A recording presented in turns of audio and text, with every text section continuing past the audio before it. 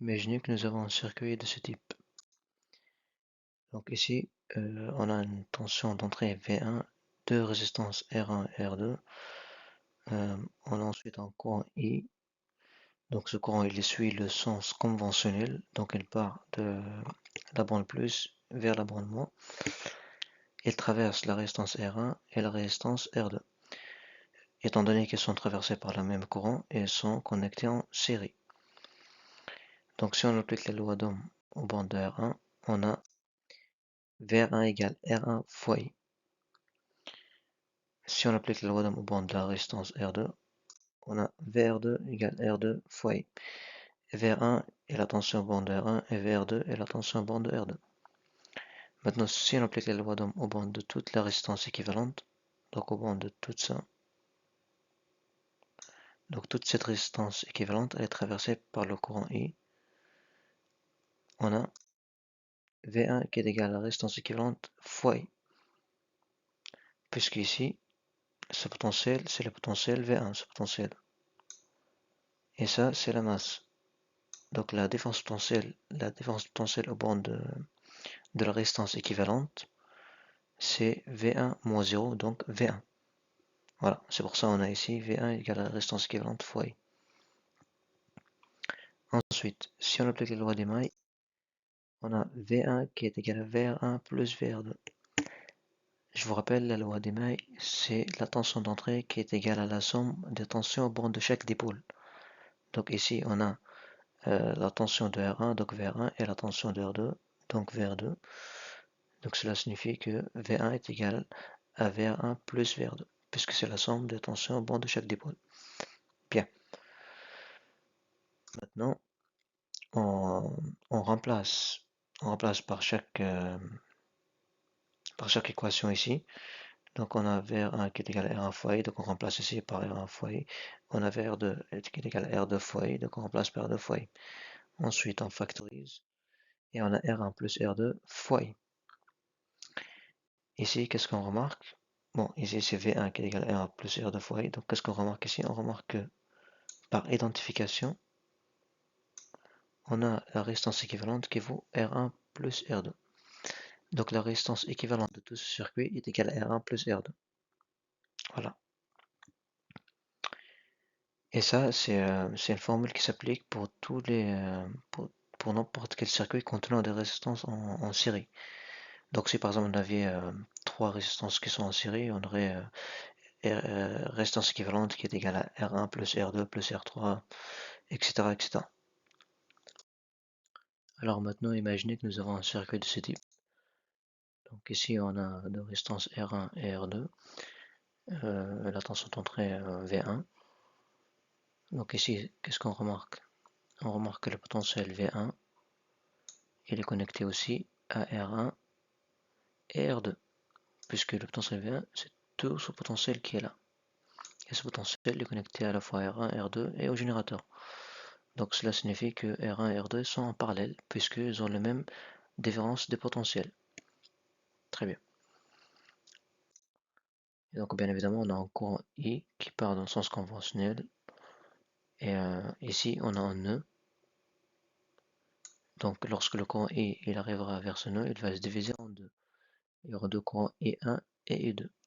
Puisque je vous rappelle, la loi des nœuds, c'est le courant d'entrée qui est égal à la somme des courants qui partent. Donc ici, on a le courant I qui rentre dans le nœud et on a deux courants qui partent. Donc la loi des nœuds, si on applique la loi des nœuds, on a I qui est égal à I1 plus I2. Très bien. Donc maintenant, si on applique la loi d'un mouvement de la résistance R1, on a VR1 qui est égal à R1 fois I1. VR1, c'est la tension au bord de R1. Maintenant, si on applique la loi d'un au bord de la tension R2, on a VR2 qui est égal à R2 fois I2. Et bien évidemment, ici, VR2, c'est la tension au bord de R2. Maintenant, si on applique la loi d'un au bord de toute la résistance équivalente, donc on a un courant I qui traverse toute cette résistance équivalente, on a V1 qui est égal à la résistance équivalente fois I. Puisqu'ici, la résistance équivalente est traversée par le courant I. Donc forcément, c'est la tension I qui est au bord de cette... Pardon, c'est la tension V1 qui est au bord de la résistance équivalente. Et maintenant, donc on peut en déduire la valeur de I1, I2 et I grâce à l'équation que l'on vient de trouver par la loi d'Ohm. Donc une fois que l'on déduit la valeur des courants, on peut les remplacer dans la formule qu'on a trouvée tout à l'heure. Donc si on remplace, on a V1 sur REC. V1 sur REC, c'est la valeur de courant I, et est égal à VR1 sur R1, qui est la valeur de I1, plus VR2 sur R2, qui est la valeur de I2.